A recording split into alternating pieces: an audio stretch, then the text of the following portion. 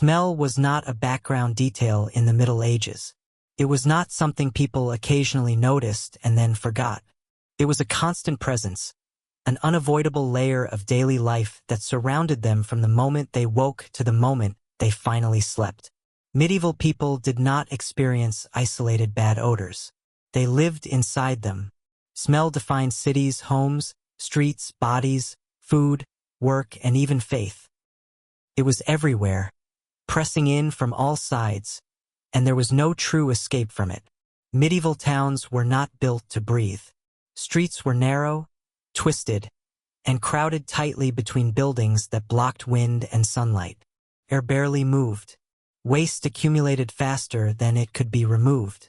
There was no modern sewage system, no organized garbage collection, no understanding of sanitation as protection from disease. Human waste was dumped into streets, gutters, pits, or nearby rivers. Chamber pots were emptied from upper windows without warning. Rain washed filth only a short distance before it settled again, soaking into soil, wood, and stone. Over time, entire streets became saturated with odor. Animals shared the streets with people as part of everyday life. Horses, pigs, chickens, dogs, goats, and cattle wandered freely through towns, leaving manure that mixed with human waste, food scraps, blood, and decaying matter. In warm weather, the smell intensified rapidly. Heat pulled odor up from the ground itself. In winter, waste froze in place, only to thaw later into something far worse. There was no season without stench, only different forms of it. Homes offered little relief.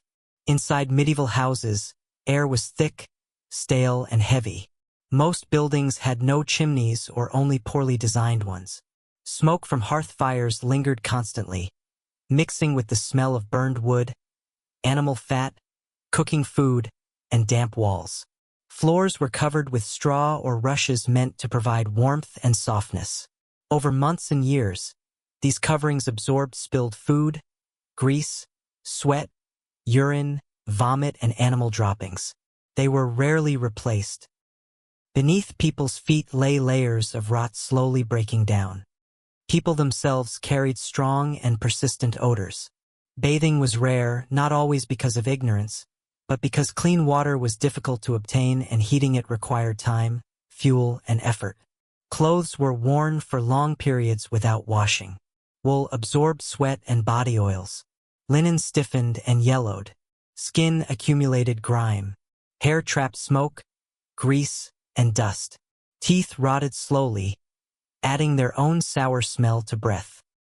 The smell of the human body was constant, familiar, and unavoidable. Work intensified everything. Medieval labor was physical, exhausting, and dirty. Blacksmiths sweated over forges.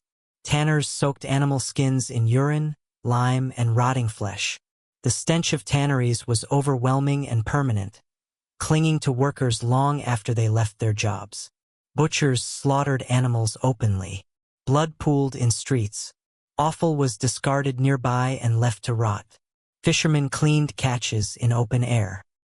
Brewers boiled grain and yeast. Dyers used fermented mixtures that released choking fumes. Entire neighborhoods smelled of specific trades. Markets concentrated every odor imaginable. Fresh meat hung in warm air. Fish spoiled quickly. Cheese fermented openly. Vegetables decayed beside edible produce. There was no refrigeration. Food smelled strong even when safe. Rotting food was common and often tolerated. Mold, sourness, and fermentation were not exceptions, they were normal. People learned to judge food by experience, not freshness, and their tolerance for smell grew accordingly. Water did not cleanse smell, it carried it. Rivers served as drinking water, waste disposal, and industrial dumping grounds simultaneously. Tanneries, dye works, and slaughterhouses emptied directly into streams. Latrines drained into the same water people drank. Near cities, rivers smelled thick, sour, and sickening.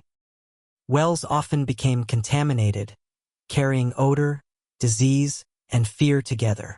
Even clean water rarely smelled neutral. Death magnified everything. Disease, famine, and injury meant bodies were always present. When plague struck, burial could not keep up. Corpses lay in homes, streets, carts, and shallow graves. The smell of decay became part of the urban atmosphere. It seeped into walls and clothing. People believed bad smells caused disease, and in a way they were right, but they had no way to remove them. Religious spaces were not clean sanctuaries. Churches were crowded, poorly ventilated, and filled with bodies. Incense burned constantly, not only for ritual, but to overpower the smell of sweat, sickness, and humanity packed together. Graveyards surrounded churches. Bodies were buried shallowly.